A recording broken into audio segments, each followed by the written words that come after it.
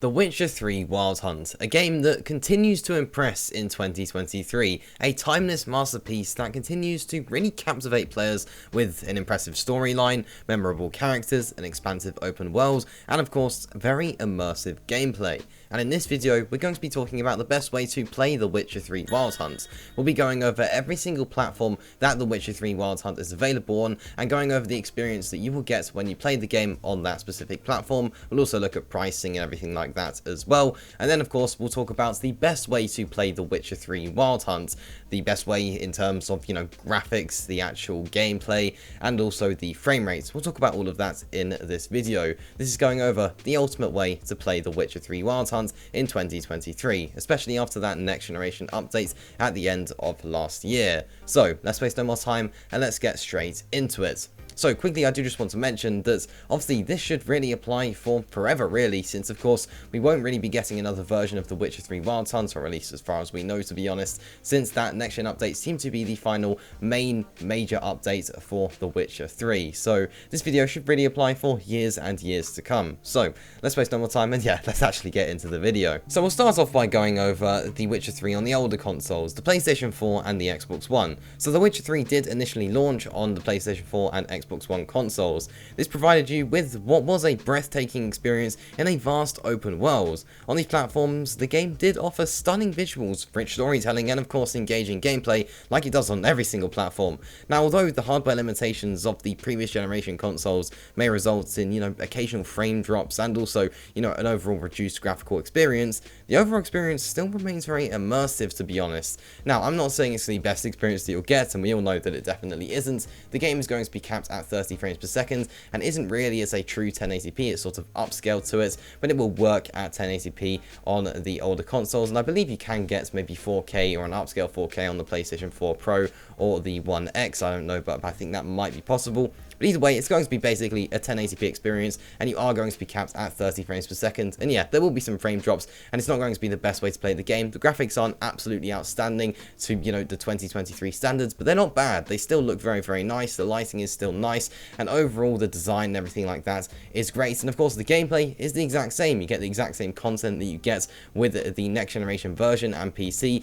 The actual game is going to be identical. The only difference is the frame rate and the graphics, but other than that, it's going to still be a great experience, just on an older console, and of course probably a very loud fan. Now, in terms of the pricing on the older consoles, this is where things can be pretty nice. Now, if you were to get it on the actual PlayStation or Xbox store, then unless there is a sale where typically the game will be about £5, then it is going to be at full price, but it's always on a sale physically if you're getting that used or over on Amazon or something like that. You can get this game, the Game of the Year edition. There is no complete edition on the older consoles. It is a Game of the Year edition, but they are the same thing. They both come with the 2 DLCs, and that can go for about £10 to £15 or dollars, which is, we all know, an absolute steal and definitely worth picking up. And of course, pretty much all of the older consoles have a working disc drive, unless of course it's broken, or there is, I believe, an Xbox One without a disc drive. But either way, pretty much all of them do have a disc drive, so you can get the physical copy, and that is going to be very cheap. But of course, if there is a sale on the PlayStation or Xbox store when it is under £10, which it pretty much always is if there is a sale, then it's definitely worth picking up, since you are getting a great experience,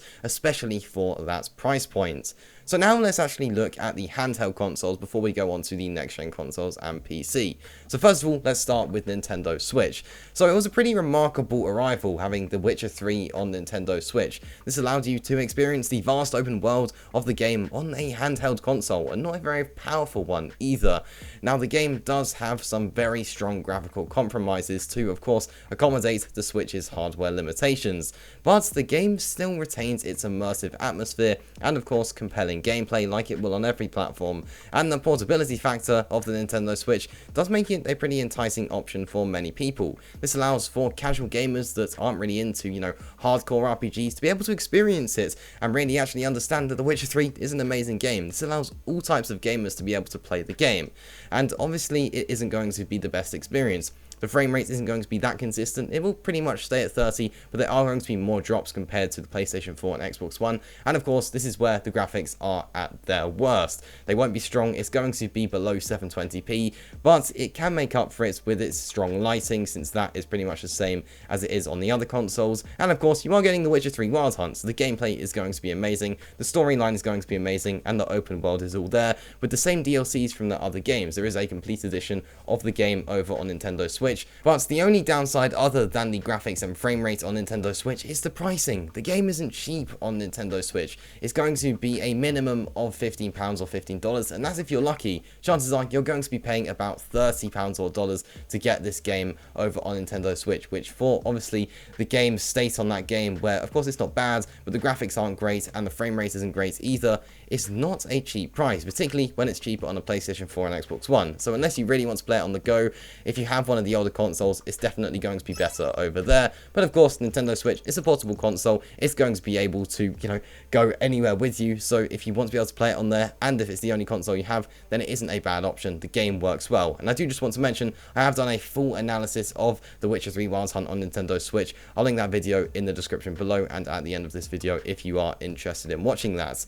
But now let's ramp things up a bit when it comes to handheld gaming. Of course, there is the Steam Deck. So the Steam Deck is Valve's handheld gaming device, which offers another way to experience The Witcher 3 in a handheld mode. It does have more powerful hardware compared to the Nintendo Switch, and the Steam Deck is capable of delivering more visually stunning experiences. You can expect improved graphics, smoother frame rates, and enhanced overall performance on this basically portable PC gaming device. It's going to be a much better experience, and to be honest, it's going to be a better experience than PlayStation 4 and Xbox One. You'll be getting 60 frames per second. You'll also be getting some great graphics, and the only downside is it's going to be on a smaller screen. However, you could actually hook this up to a TV and play it on there with the Steam Deck, and you're getting a better experience than both the PlayStation 4 and Xbox One, and the game is also fully supported on the Steam Deck. It has been verified for that. This is a great way to play the game, and arguably a much better way compared to the Nintendo Switch, but of course, chances are you're not going to have both, so if you have a Nintendo Switch, play it on there. If you have a Steam Deck, then that's going to be the better option. It is going to be more powerful, the graphics will be better, and the frame rate will be better,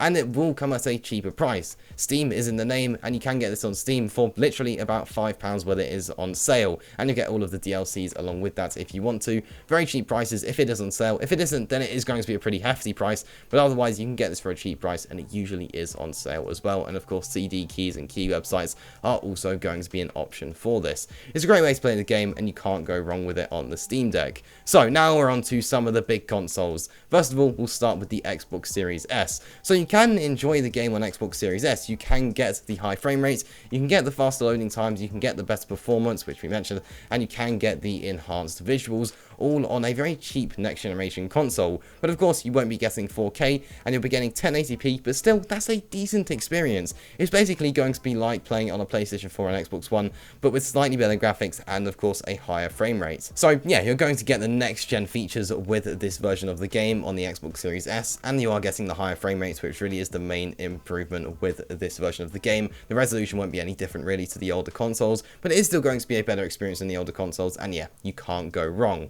And then of course there is the PlayStation 5 and Xbox Series X, which is where The Witcher 3 truly shines. With the powerful hardware of these consoles, it does allow for stunning graphics, improved frame rates, and significantly reduced loading times. The game's detailed environments, character models, and special effects really come to life on these next generation platforms. You're getting an amazing experience with that free next gen updates for The Witcher 3 Wild Hunt, which of course you can use on these next generation consoles. And the price on the Xbox Series S, X, and also PlayStation 5 can be pretty cheap if it is on sale on the digital stores, or of course if you can get it physically on a Series X or PlayStation 5 with the disc. So yeah, that's going to be a great way to play the game. But now we're on to the best way to play the game, and that is PC. PC is of course always going to be the best way to play The Witcher 3 Wild Hunt, since it does offer unparalleled advantages. The game on PC provides the highest potential for graphics, frame rates, and overall visual fidelity. The flexibility of the PC platform platform allows you to adjust graphical settings to your preference depending on your PC's hardware. You of course get to adjust loads and loads of settings. You can actually achieve high resolutions and smoother frame rates like we mentioned than the consoles as well, and you can of course change the resolution to your preference. You can literally change absolutely everything, and yeah, you can get this at a very cheap price as well. It's going to be cheaper than pretty much every single other platform, but basically the same price as the Steam Deck, so a great option there. And yeah, PC really is going to be the best one, and another reason for that is that PC gaming of course offers the added benefit of mod support, which does take The Witcher 3 to new heights. Mods can enhance the game with additional content, improve visuals, and gameplay tweaks. You can access an extensive library of mods with The Witcher 3, allowing for a highly personalized and tailored experience for you, from enhanced character models to improved lighting and weather effects that are even better than the next generation update. It's just going to be an amazing experience, and it can just transform The Witcher 3 into an even more breathtaking adventure. And there you go, that pretty much does wrap up things here. Of course, PC is going to be the best option, we all know that, but every single platform that the game is available on is going to provide a good experience for The Witcher 3. There is no real broken experience. Of course, it was a bit with the next generation update when it launched, but there's been patch updates now, there's been hotfixes, it's a solid experience now, and you can't go wrong with The Witcher 3 on any platform whatsoever. And yeah, that does just about wrap up things here. Of course, PC with mods is going to be the ultimate way to play The Witcher 3 Wild Hunt in 2023 and beyond. And yeah, that does just about wrap up things here with this video. Now, on screen now, you are seeing a link to that video where I go over The Witcher 3 on Nintendo Switch, doing a complete analysis of how the game runs on that platform. Hit the link on the screen if you are interested in watching that.